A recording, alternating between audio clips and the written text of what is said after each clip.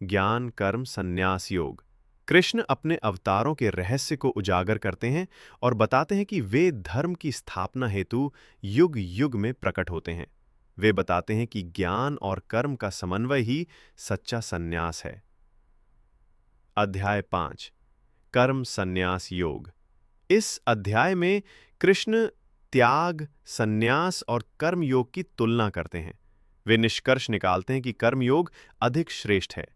ज्ञानवान व्यक्ति सुख दुख से परे होता है और आत्मा में स्थित रहता है। अध्याय 6 ध्यान योग। ध्यान और आत्म नियंत्रण द्वारा मोक्ष की प्राप्ति का मार्ग बताया गया है।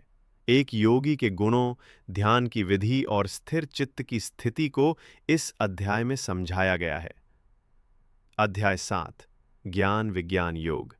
कृष्ण अपनी दिव्यता का वर्णन करते हैं और बताते हैं कि केवल कुछ ही। अध्याय 7 ज्ञान विज्ञान योग। कृष्ण अपनी दिव्यता का वर्णन करते हैं और बताते हैं कि केवल कुछ ही लोग उन्हें पूर्ण रूप से जान पाते हैं। यह अध्याय ज्ञान सिद्धांत और विज्ञान अनुभव के महत्व को दर्शाता है। अध्याय 8 अक्षर ब्रह्म योग। इस अध्याय में मृत्यु, आत्मा और ब्रह्म के स्वरूप पर चर्चा होती है। कृष्ण बताते हैं कि जो मृत्यु के समय ईश्वर का स्मरण करता है वो मोक्ष को प्राप्त करता है। अध्याय 9 राजविद्या राजगुह्य योग।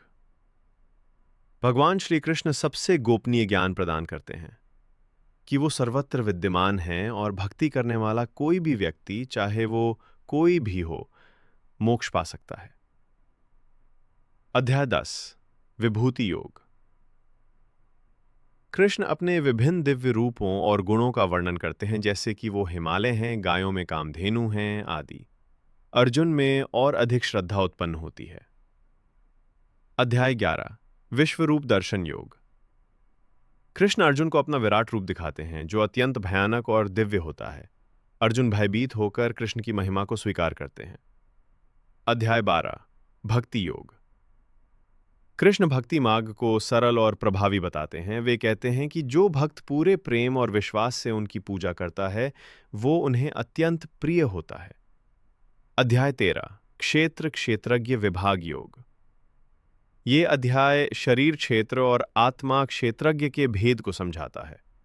आत्मा शाश्वत है जबकि शरीर नश्वर है। ज्ञान की सही परिभाषा दी गई है। अध्याय 14 गुण त्रय विभाग योग। कृष्ण प्रकृति के 3 गुणों सत्व, रजस और तमस की व्याख्या करते हैं।